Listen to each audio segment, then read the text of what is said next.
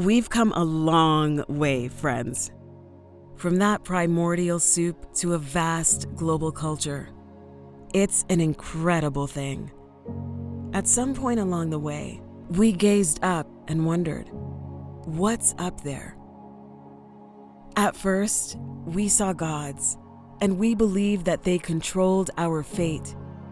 Maybe we'd even meet them someday.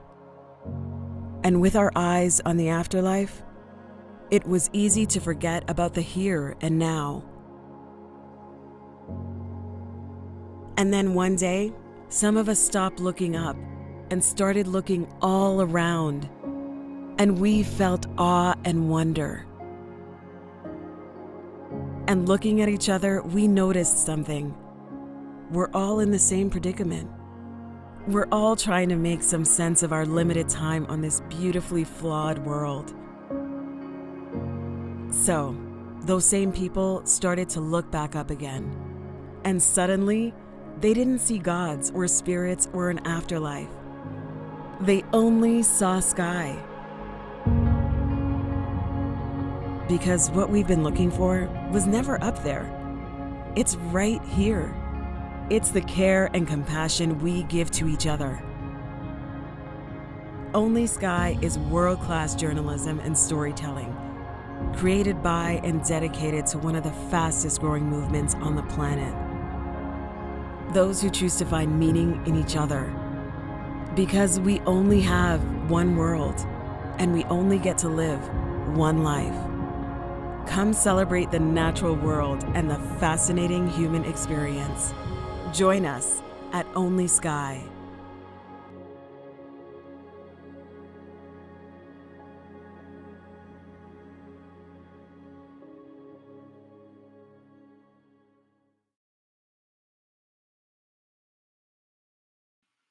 Welcome, everyone. Thank you so much for tuning in. My name is Sarah Levin. I am Chief Impact Officer at OnlySky, and I am really excited to introduce our panel of attorneys here. This is really the best possible group of people you could get together to talk about the recent Supreme Court decisions. And I'm going to just jump in and introduce them, and then we'll get to your questions. So I'm going to start with Rebecca. Rebecca S. Margaret is the legal director for the Freedom from Religion Foundation, where she leads a team of attorneys working to protect the constitutional principle of separation between church and state. And since 2008, she's coordinated, advised, and provided litigation support for over 50 cases at FFRF, serving as lead or co-counsel in approximately 15 of those cases. She also oversees the filing and drafting of amicus briefs submitted in federal appellate courts across the country, including the Supreme Court. We also have Liz Cavell, who's an associate counsel at the Freedom from Religion Foundation, where she's worked to uphold separation of church and state since 2013. She's drafted amicus briefs filed on behalf of FFRF in U.S. Supreme Court cases, including the Masterpiece Cake Shop and Dobbs v. Jackson women's health cases. And last but not least, our very own OnlySky contributor, Monica Miller, is also legal director and senior counsel at the American Humanist Association, AHA, and executive director of the Humanist Legal Society. Since joining the AHA in 2012, Monica has vigorously defended the constitutional mandate of separation of church and state by litigating Establishment Clause cases across the country. She's served as lead counsel in over 25 federal cases and has presented oral arguments before the Supreme Court. So like I said, we have really just an incredible panel of people here with a lot of experience working not just on Supreme Court cases, but cases all across the gamut on issues that I know matter to our OnlySky community. Thank you all so much for being here.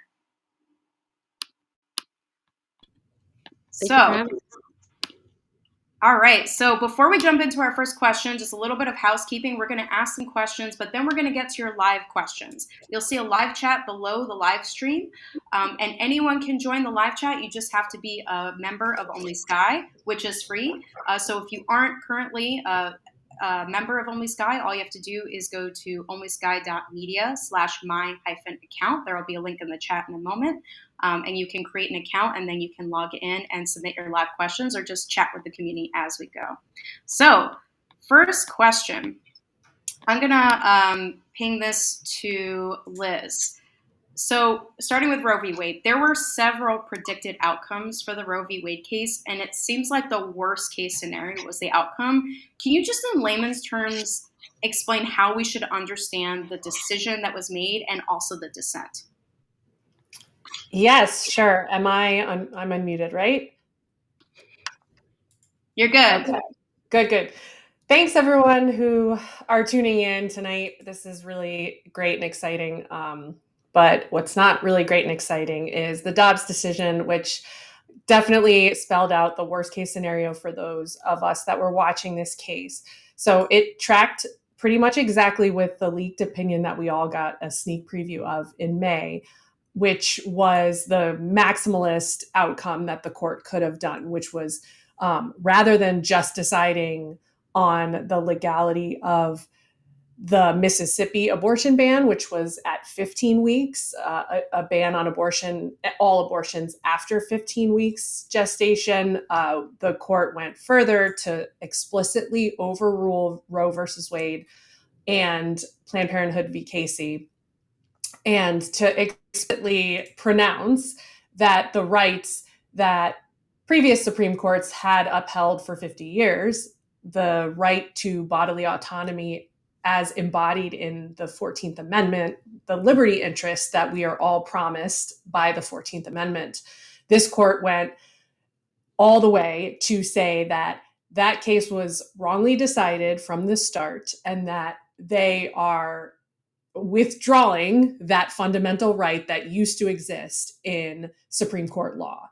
So that was really as far as they could have gone to decide the question presented in the case, and was obviously the worst case scenario for reproductive rights and just the autonomy interests that were embodied in that 14th Amendment liberty interest, because it affects obviously other cases that have been decided along those same lines.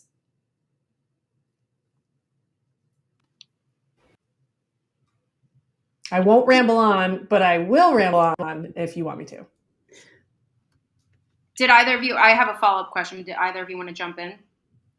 Well, I just wanted to note that the question that the court ultimately answered was actually not the question that was presented when the case first went up to the Supreme Court at the certiorari stage. At that time, they did not have the votes, obviously, to overturn Roe and Casey. And the question that Mississippi put up there said, well, they basically said that you can decide this case without actually overturning these cases. You can say that our ban is constitutional without doing that. It was only after Justice Barrett ascended to the bench that they changed their arguments at the merits stage of this argument. And that's also very unusual, but just is an illustration of how emboldened our opponents are in knowing what the legal landscape is now, and what the federal bench looks like. Right. It's also why all the cynical takes on the court that have come out since this decision, and frankly this whole term, are actually not hyperbole or hysterics. Like, really what happened in this case is the litigants that are defending this law in Mississippi got more and more emboldened as the personnel of the Supreme Court shifted so much to the right over the Trump years, and ended up, just egging the court on to go whole hog and just eviscerate Roe. And that's exactly what it ended up doing. And in the oral arguments to this case, you had Justice Sotomayor pointing this out explicitly. And the quote, which I should have memorized by now, but I don't, but but it's something to the effect of, how will this court survive the stench of politicization when it changes its mind based on whoever is sitting in the Supreme Court? Whenever the personnel changes of the court, we have these, swinging political takes on these huge questions of law.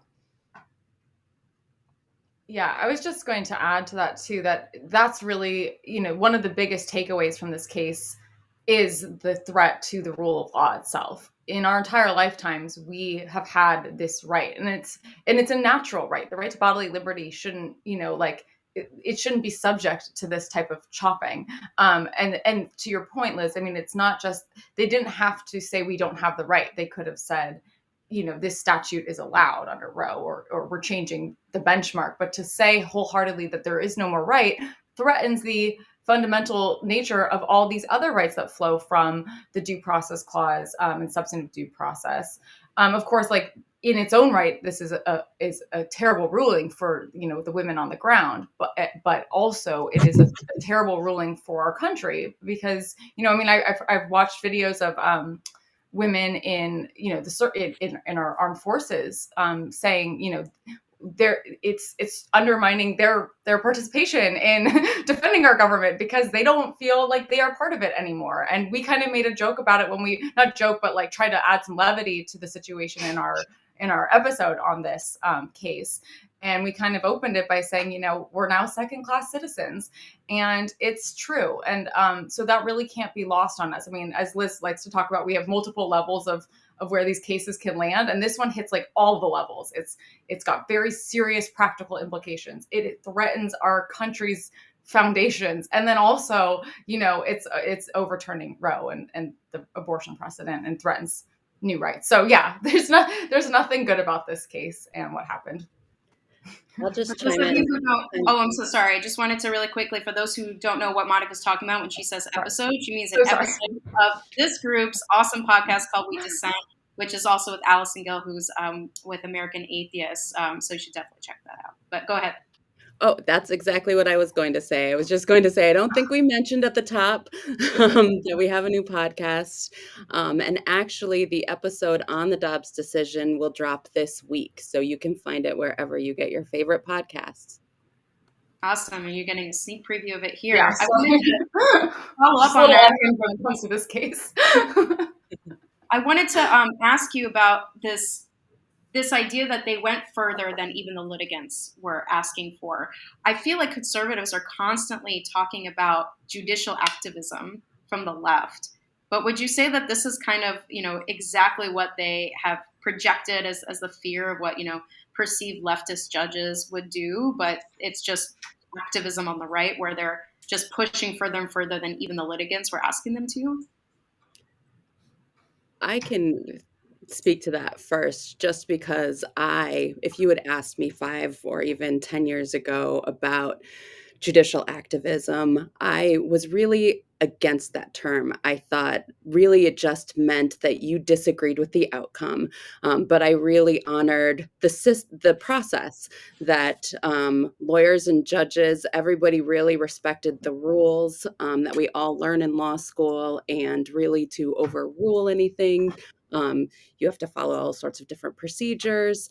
And so to get to a decision that I may not personally like, I know that they followed all of these steps that they were supposed to. But now I believe that this court is the truest form of judicial activists that we've ever seen.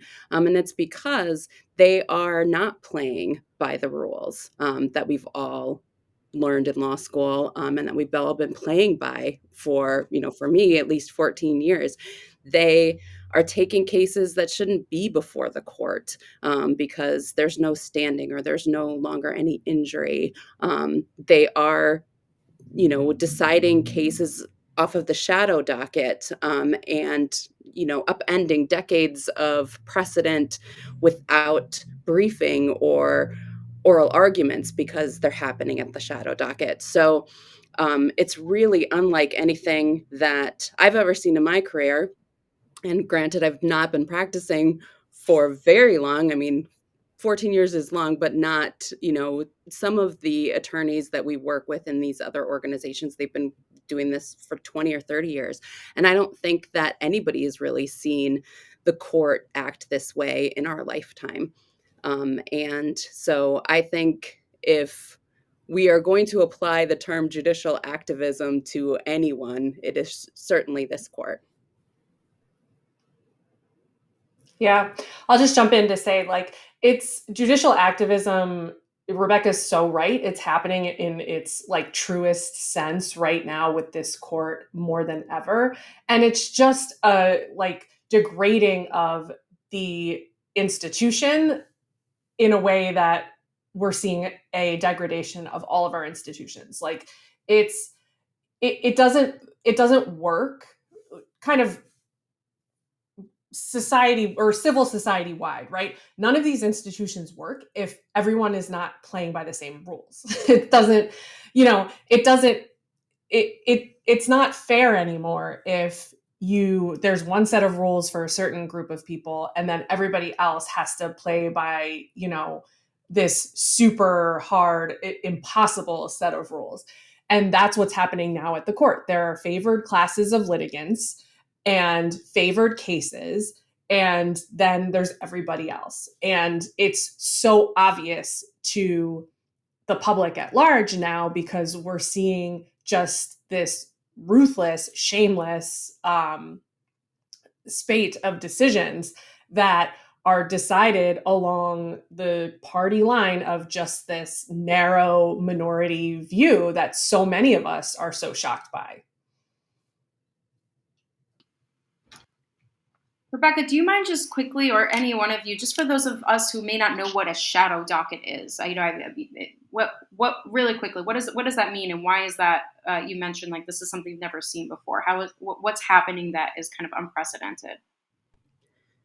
So these are the cases that are going up to the court on an emergency basis. So a lot of them are interlocutory appeals, appeals that are happening before final judgment happens. Like the SB 8 decision out of Texas is a good example where the case was really only pending in the district court. It went up to the Fifth Circuit. The Fifth Circuit ruled on a pretrial motion, and then it went up to the Supreme Court. So this is before there have been any final decisions in the lower courts.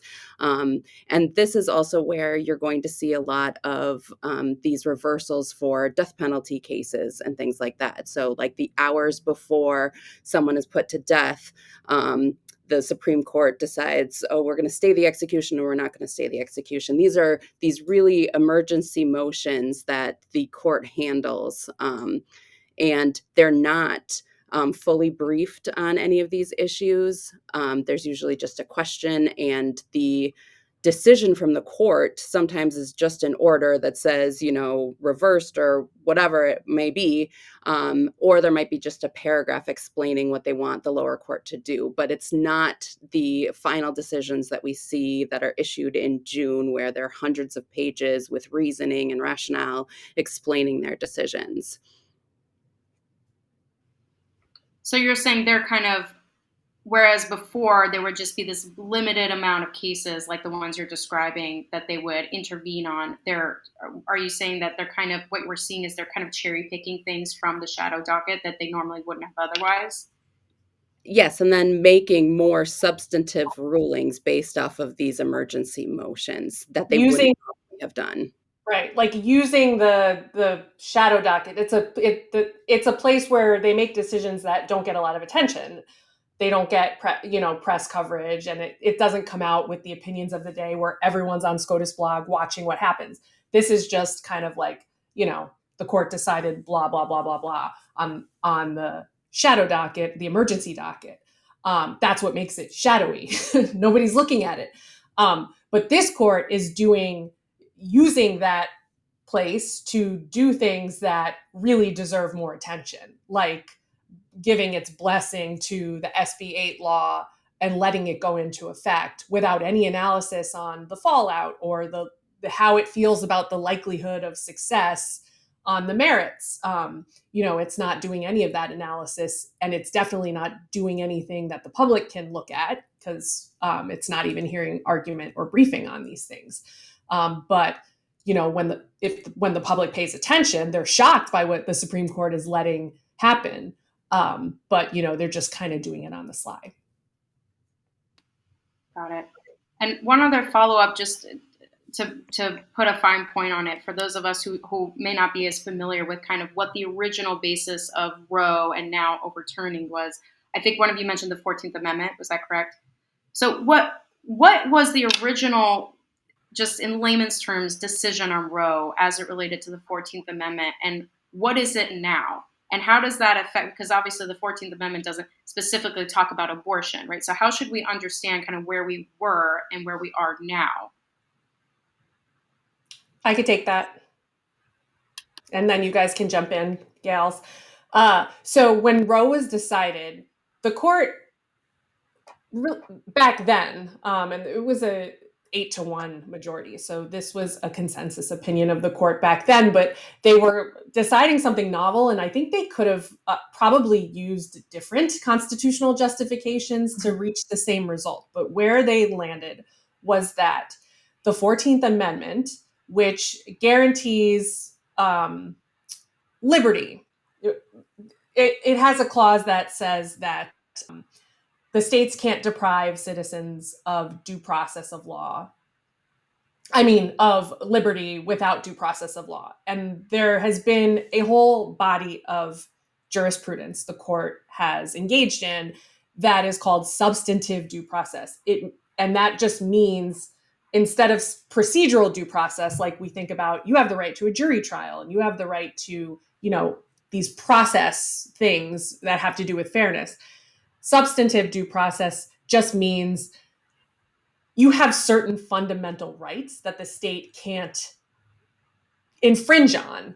And the liberty is one of those. Life and liberty are the words. And in that liberty interest, there is this right that we have. And it doesn't explicitly protect this or that, but it has to do with things that are absolutely fundamental to, living your life on your own terms. And the things that have often been kind of analyzed in this framework have to do with the most personal and private decisions we make about how to live our lives. And the most notable things that we all think of as belonging to us in terms of the right to make decisions would be the fundamental right to marry, the fundamental right to parent your children, make your own parenting decisions on your own terms without interference from the state. Undue interference, right? Like the state can legislate around these things, but there's an understanding that there's a fundamental right beyond which the state can infringe. And that is where the court back in 1973 found this right to the right of women to be free from government interference with your right to make a choice about terminating your pregnancy. And over the years, as courts developed the right, they did uphold some state restrictions on abortion, and they used that viability framework.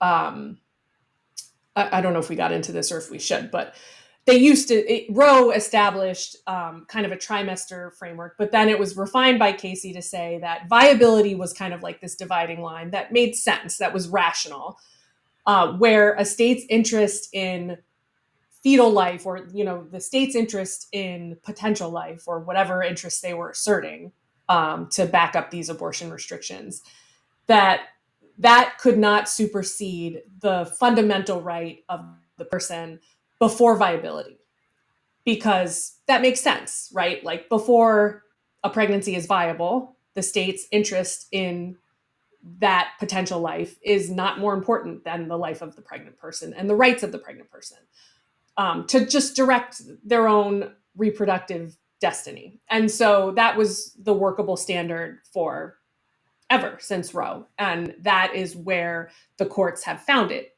living, that right to liberty and to not be deprived of your own personal autonomy without due process of law. And that's how courts have that law over time, or that right over time. Monica, Rebecca, do you want to jump in? I have 2 live questions on this topic, but I want to make sure you have a chance to jump in on this. Okay, great. So this is a question from one of our contributors, who I'm pretty sure, Ruth Smith, who I believe is written on this topic. She asked, are there other times state interests override law-abiding adults' bodily autonomy rights? and then statement, she said, "I find difficult that they came to this conclusion without implicitly ascribing rights to embryos." Yeah, I mean, I guess I could jump in and just say, like, I mean, our whole prison system is somewhat based on this idea. Like, we're depriving you of your bodily liberty. You can't go where you want, choose what you want to do, what you want to eat, who you want to be with. You are stuck behind a jail cell. And that's because you've done something that our society deems, reprehensible, and that's your consequence. So the state interest in preventing those acts, be it murder, robbery, whatever, is seen to override, is seen as so compelling of enough of a reason to deprive an individual of their due process. So there's that line of cases. When it comes to substantive due process, that's really where this balancing comes in. It's like, just like in the free speech and First Amendment area, we have a lot of balancing. You want to speak, it's harming these people, so there's always going to be a state interest or an interest on one side, and whether it is enough to overcome this one. But here, women have not committed crimes in the sense of, murder, and are now being treated as if they are committing the most heinous of crimes by virtue of being pregnant when they don't want to be. So it's flipping a lot of our legal concepts, like the fundamental concepts that undergird our entire, legal system and most common law legal systems in the world, that you're innocent until you're proven guilty, and that you have this fundamental, and it doesn't mean constitutional, it stems from our common law rights, our natural born rights, your right to your body, your right to choose to do what you want to do with yourself. And to say that you can get raped and be forced to carry something to term is just, I mean, it doesn't have to just be rape, but I'm just saying, I'm using the most extreme example because it just, underscores what is going on here. Is like, it's horrific. And, yeah. So yes, state interests are currently overriding, or like this, ostensible state compelling interest in, I don't even know what. And Monica's dead on that's the analysis that the court is supposed to be doing in terms of balancing state interests. But to the person who asked the question, I think you are right on in your like instinct that what the court did in Dobbs is inevitably giving weight to like this idea of like fetal personhood, right? A state's professed interest in fetal life over the interests of like actual, citizens in existence. And they didn't maybe explicitly address anything of the sort but I do think the opinion is really very obviously cloaked in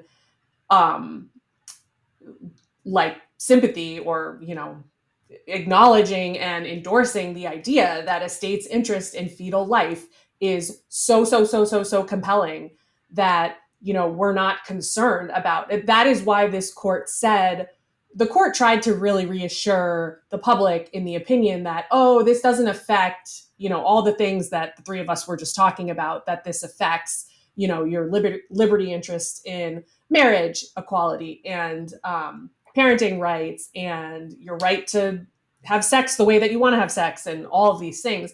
The court's like, don't get hysterical. This is just a really unique circumstance where we're withdrawing this right because abortion is different. And the reason abortion is different is because fetal life, that interest is so special because it represents potential life. And it's 100% like putting its weight behind the idea of fetal personhood as a state interest that overrides women's interests without sort of using that language and vocabulary. I think actually, just to cap this off, I mean, I think that the absence of them determining, like if we found out that fetuses in fact, suffered an immense amount of pain, through a process like this, which again, like the science at this time period, it's like, that's not even, I don't know. But if you just use a pure utilitarian logics without the religion side of things, like the potential life that you're putting into this world that doesn't have a home, they so callously say in the majority opinion, oh, the women's rights have now changed because women can now just drop their babies off at abortion clinics, or I'm sorry, at at adoption clinics, and like there's drop-off places, and it's like their concern isn't even for life. It is for this maybe fetal harm, or maybe this potential life, but they are not saying that they care about like the life itself. So the personhood thing, and again, with personhood, anything can be a legal person. You know, pen could be a legal person. There's cases recognizing ships. So the personhood question to me is really just kind of besides the point. They could have said, I mean, that's why this is a rogue court. There isn't an analysis. Like there isn't, I don't know. Like there, it doesn't actually go any deeper than like maybe there's some fetal pain. You know, like there's pain when a baby is born, and the baby is going to be in some pain. You know, when you give it shots and stuff. Like there's all sorts of pain we subject our children to because it's for their best interest. Pain is not a good enough reason to bring a being into the world and to make a woman's life completely ruined, an existing life, not a potential life, an existing life ruined forever. You know, I just, yeah, it's a more horrific ruling to me, the fact that they didn't reach, it would be bad if they reached personhood too. It's just like, it doesn't even make a difference. It's so bad they didn't even have to find some compelling reason or do any scientific analysis or moral reasoning analysis. They plucked one religion's view of how we see conception, and we're plugging that into the law, and we don't even care that we look biased. I would also just say that one of the most terrifying things of this decision is that it is the first time that the court has taken away a constitutional right. Whenever it has overturned precedent in the past, they've always expanded rights, and this is the first time that they've really taken away a right. And I think it would be naive to think that they're going to stop with just this one right. Yeah. They are definitely going to curtail other rights in other instances, like Liz was pointing out, for same-sex marriage and contraception and things like that. They're definitely coming for that. Indeed, that's what they were put on the bench to do. Thomas and Alito have already written about contraception and same-sex marriage, particularly Obergefell being, also wrongly decided, and the religious liberty interests that are going to be harmed because we have decisions like Obergefell. So I don't think this was the first time that we saw a right be curtailed like this, but I don't think that it's going to be the last, unfortunately. So I have another live question on this, and then there's lots more, but we got to move on to the other cases that the Supreme Court handed down. So this is from Crystal. She said, I've seen some people online saying that pregnant people can find a loophole with these abortion bans by enforcing the healthcare bill that says we have the right to emergency care, and that should include emergency abortive care. Is that thoughts on that? Don't know enough about the answer to that, but I think part of the problem never mind that it's gross that we have to be in this position to be like, what's the loophole for us to get like our basic healthcare rights? But put that aside, I think the problem with us looking around at the cutting room floor to see what scraps are left for people to access care is the practical reality in these states where the legislature is, we're already just frothing at the mouth for this day with trigger bans that have gone into effect already, is there is no one there to provide care. And the providers can't exist under these regimes where they could potentially be thrown in jail for performing emergency care, but they're going to, stay open and do it anyway. I mean, the practical reality in these states that have laws on the books that either predated Roe or were passed as triggering laws for when Roe was overturned, the practical effect or the reality on the streets, and the people of Texas have been living in this reality since last year, is there is nowhere to get an abortion, whether it's under the, Obamacare emergency care mandate or under, Roe. There's nowhere to get care.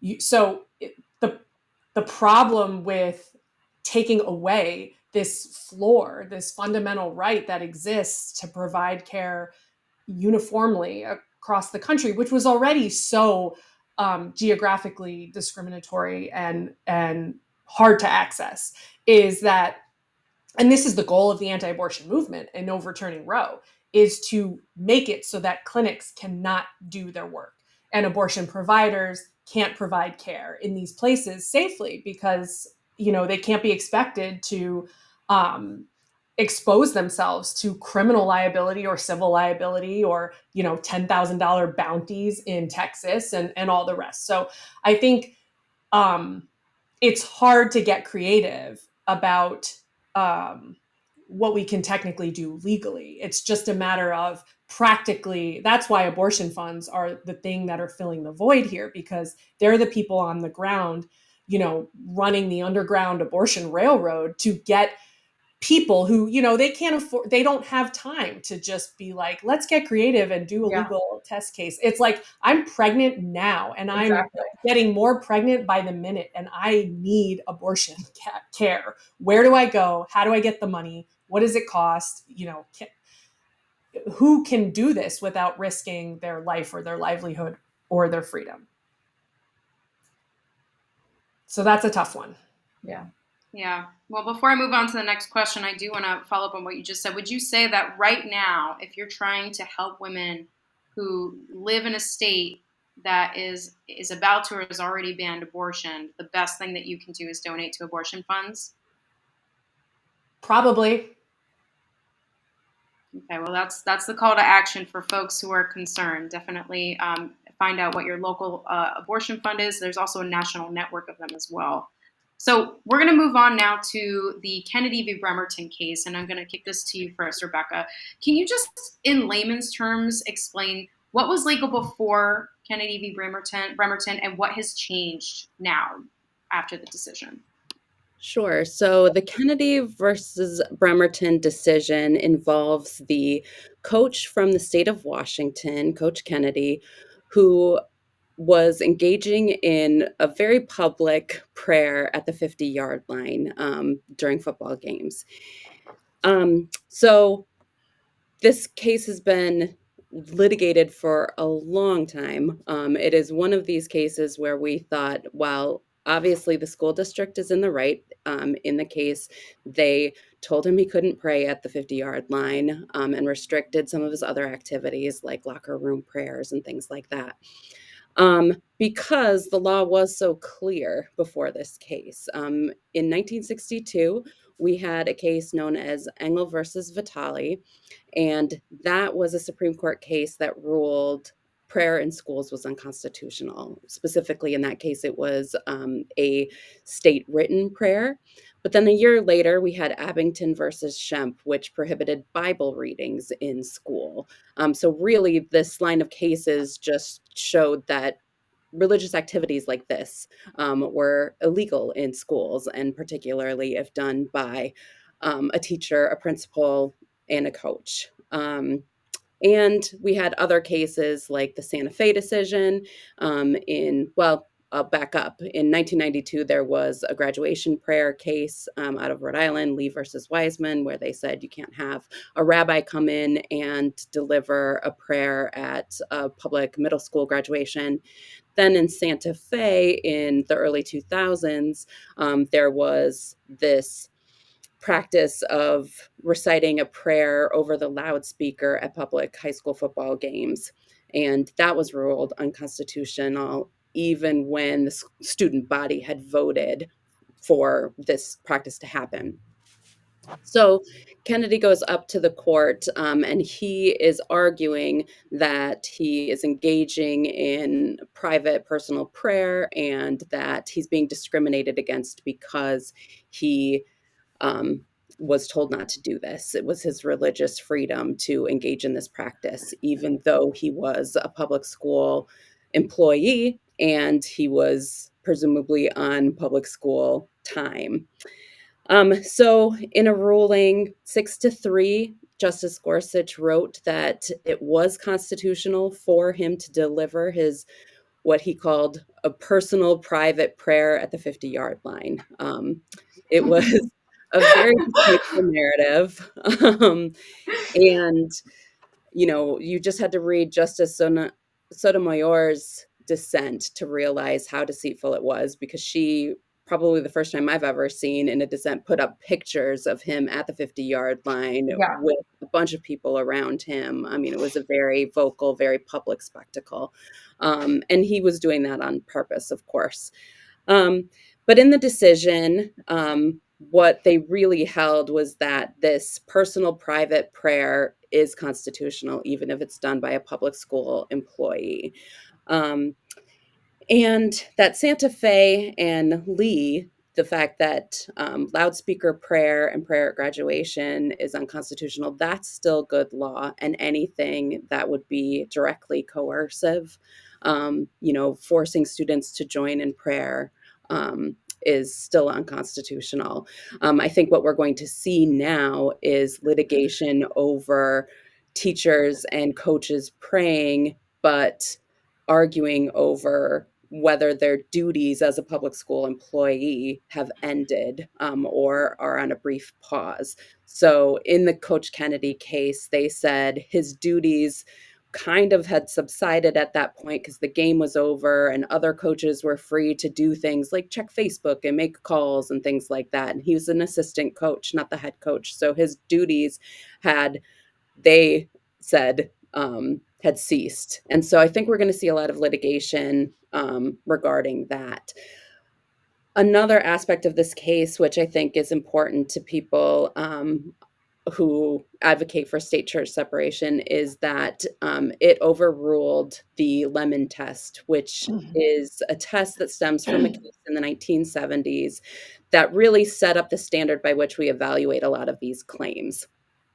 And the court and the justices of this court in particular have never liked the Lemon test, and they've wanted to scrap it for a number of years. And they didn't officially overrule it like they did with Roe and Casey, where they explicitly said these are overturned. But they effectively did, and the dissent said so as much too. I mean, it's overruled, and they left a standard that is not really workable and probably not even a standard, arguably.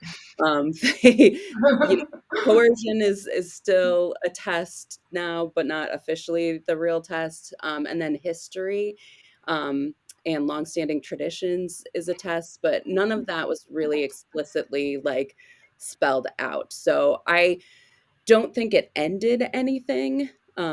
But we are going to see public school officials who are emboldened by this ruling. I think we're going to see a lot more school prayer and a lot more litigation on this issue. And just a quick point of clarification. So the court, the majority was saying not just that, well, he was kind of off the clock, basically, but was where did they come out on what's direct versus indirect coercion? Like how are they defining coercion? Because you're saying that, TBD with announcements over the loudspeaker, but that's in theory still protected. So how are they distinguishing those two things? Because wasn't one of the students, one of the players, an atheist, and said they were uncomfortable with the prayer. So there's evidence of coercion. I mean, I don't think that the court set a particular standard, and that's kind of to Rebecca's point. Like, this has been the case for like a lot of establishment clause rulings. We've at least had a test that makes sense. Like the Lemon test that was overruled or no longer applies is 3 rules that are very important to why we can't have separation. One is the government can't act with the purpose of advancing or endorsing religion, because we aren't a theocracy, so we shouldn't be having elected leaders that are operating from that motive. That motive is wrong. Secondly, is you can't have government promoting or endorsing religion. That's the second prong. So to say that those 2 are not the test anymore means the government can act with a religious purpose. The government can endorse religion. And the government can entangle it. The third prong is the government is excessive entanglement with religion. And now we're not saying that all 3 of these are completely overruled.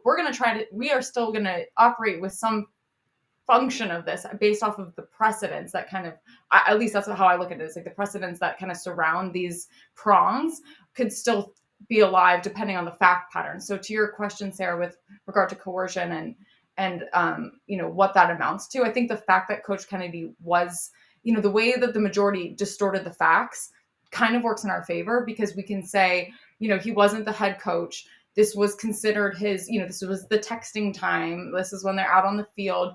It's not part of an official school policy. So we still have a lot of situations between the Lee. They didn't overturn Lee versus Weissman, and they didn't overturn Santa Fe versus Doe, which gave us 2 of the rulings that say you can't endorse prayer at school. But to even going back to the Roe discussion and Dobbs, it's like there's what is the law right now based off of these rulings, and then what's about to happen, and like what we're gonna see. We're not gonna be able to catch up with it, and like that.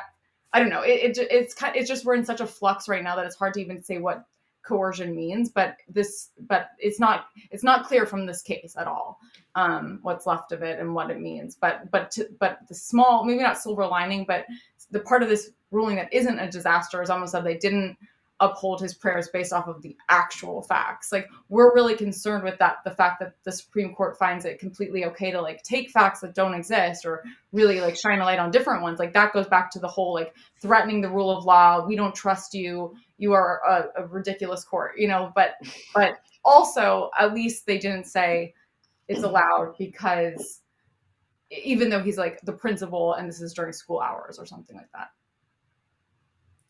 So I'm going to take one live. Oh, I'm sorry. Go ahead, Liz, and then I'll throw you guys a live question on this. It's okay. Let's go to the question. Okay, so this is from a member of our community by the name of Grateful.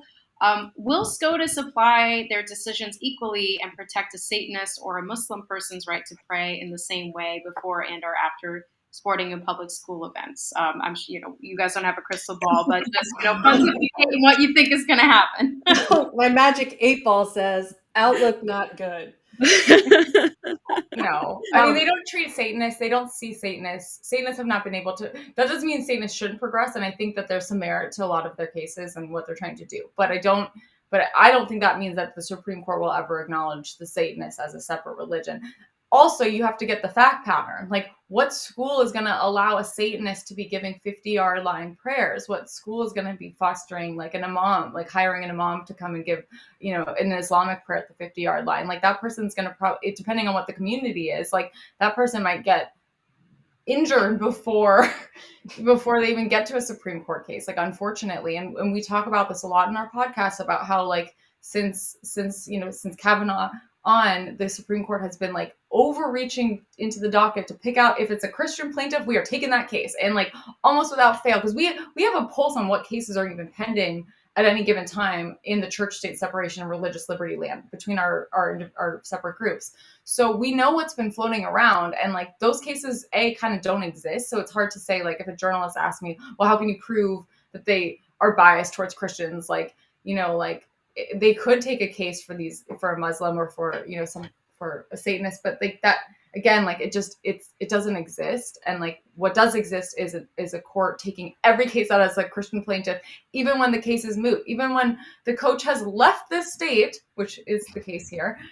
He was only getting paid like a couple $1,000s. Like, this wasn't like a real full-time job. And if this was our plaintiffs, like, you can look at the Mike Newdow decision of Elk Grove, Newdow versus Elk Grove, where the Supreme Court went out of its way to create a new standing rule that in California, like a custodial parent or non-custodial parent doesn't have standing to challenge the Pledge of Allegiance because he wasn't the full-time parent, and because the way California does divorce stuff. But they're fine with letting this coach continue his case all the way through the Supreme Court, even though he has no longer any vested interest in the outcome. So, like, yeah, it's just a double standard.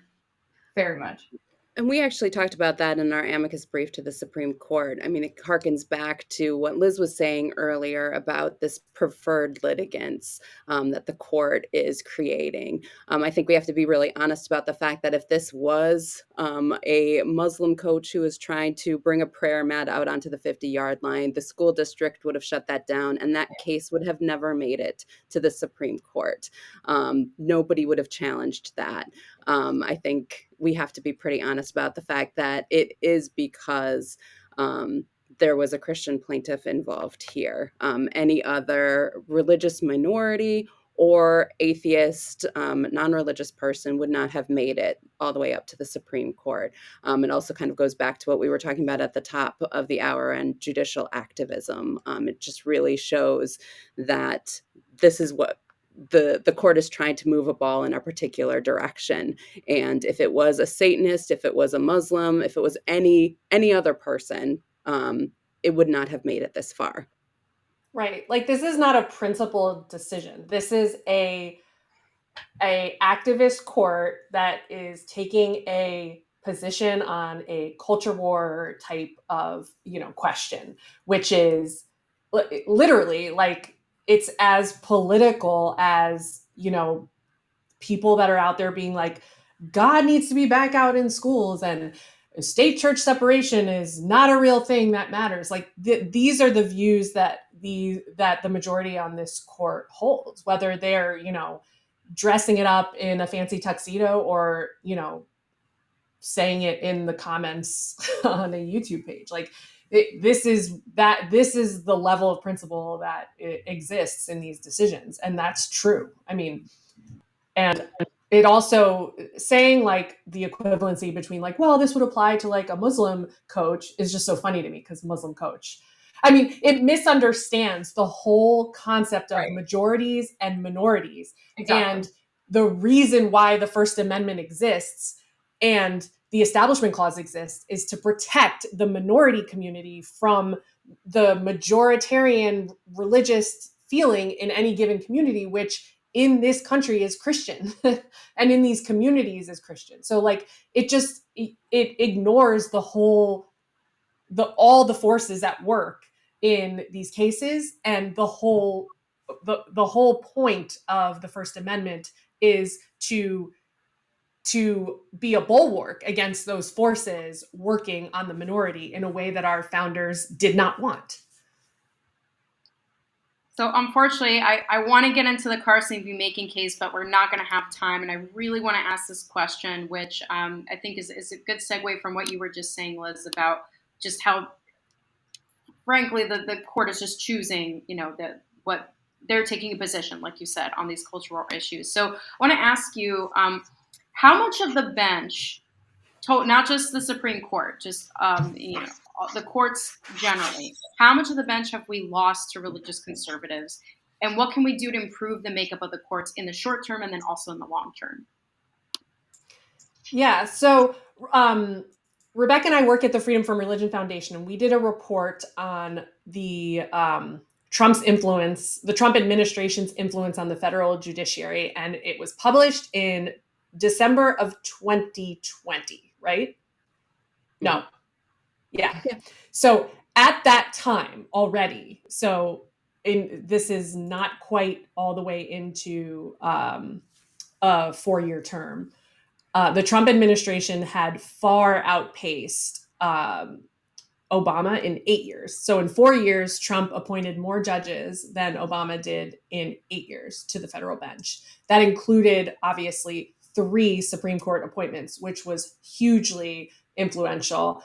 But it completely remade the circuit courts of appeal, which are the appellate courts in the federal court system.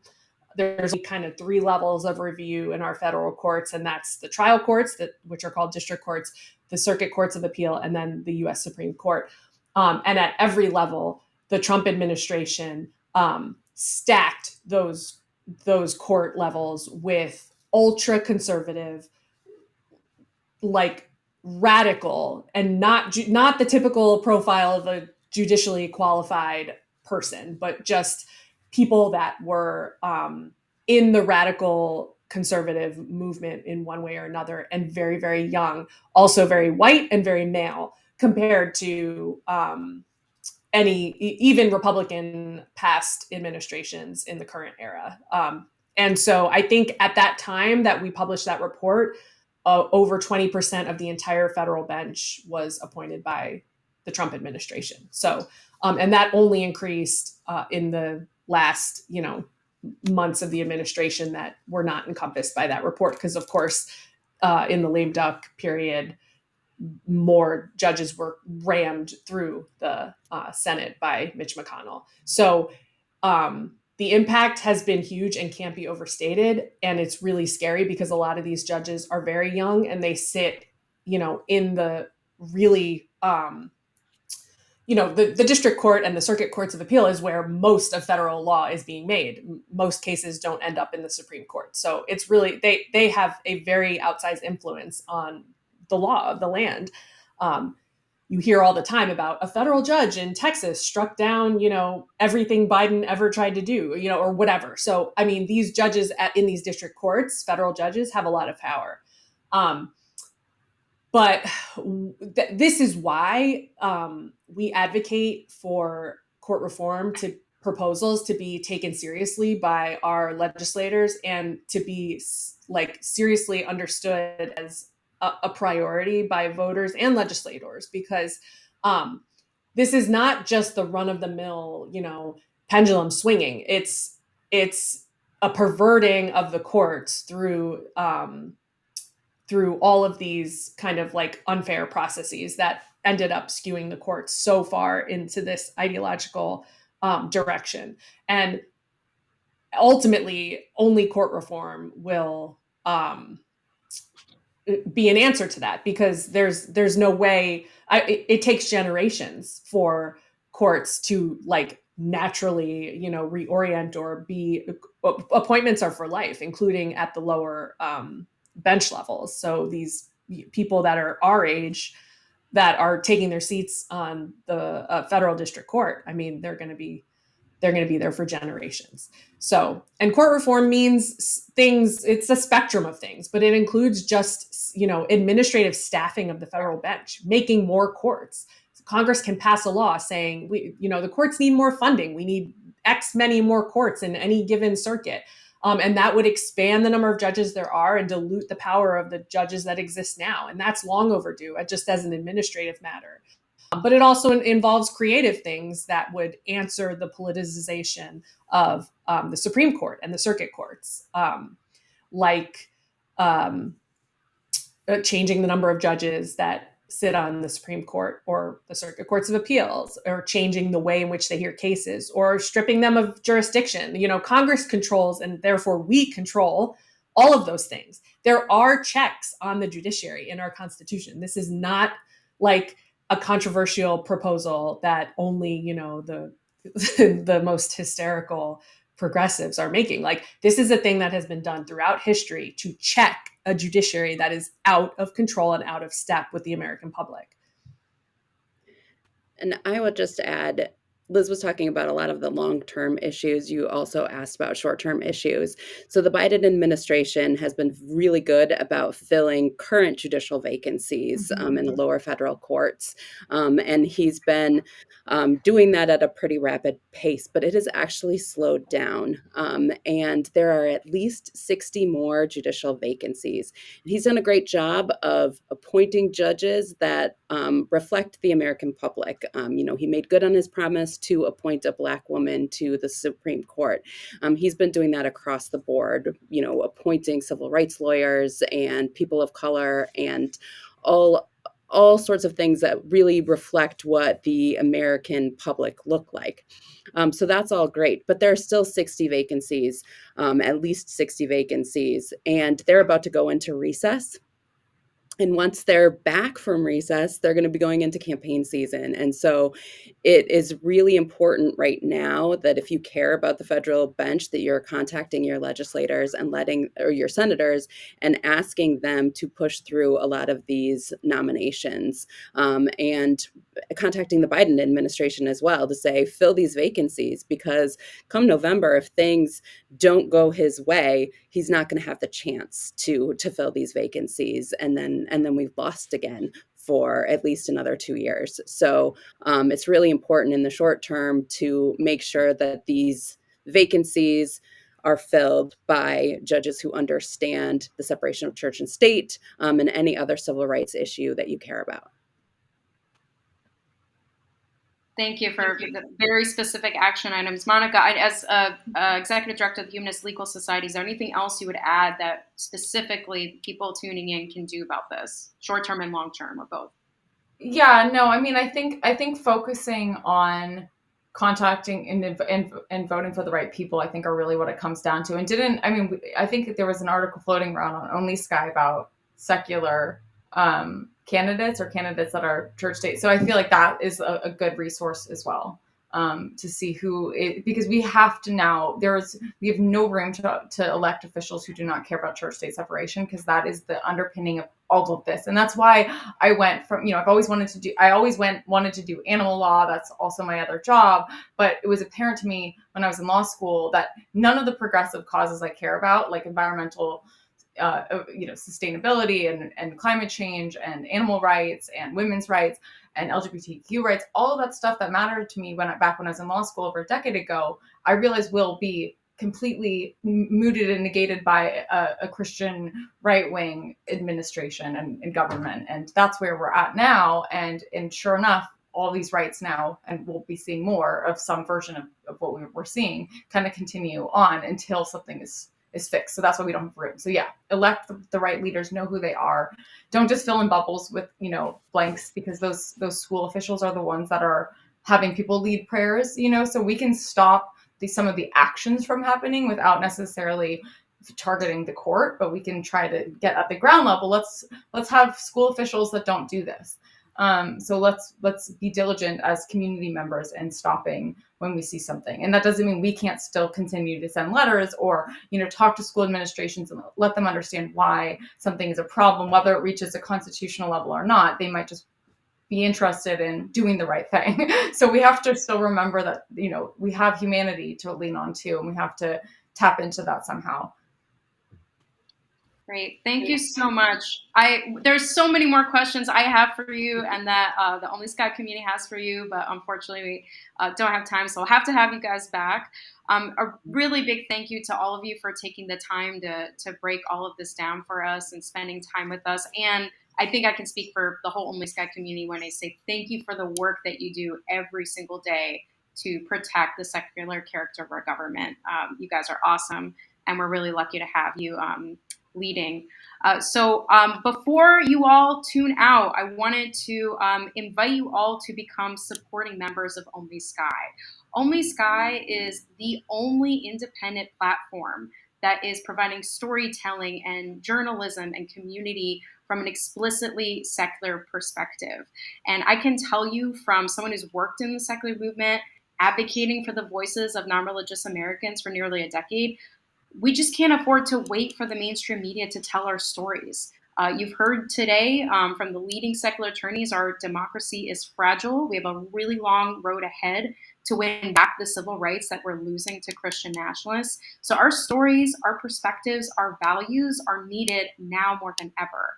And so please consider becoming a supporting member at onlysky.media/support. Great example of the kind of work that we're doing that you won't see anywhere else.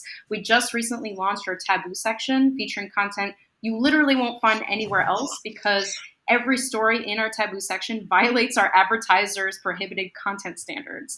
And because these advertisers serve millions of US websites, a lot of important conversations, whether it's about drug policy, human sexuality, suicide, these kinds of issues and conversations never get off the ground. But with your support, we can make sure that those conversations happen on our platform, and that we continue to have events like this talking about the most important issues of the day and keeping those free and accessible to everyone. So again, that's onlysky.media/support. Check out the We Dissent podcast. Thank you, Monica, Rebecca, Liz. Thank you so much for being here. And thank you everyone for tuning in, and we'll see you next time. Bye.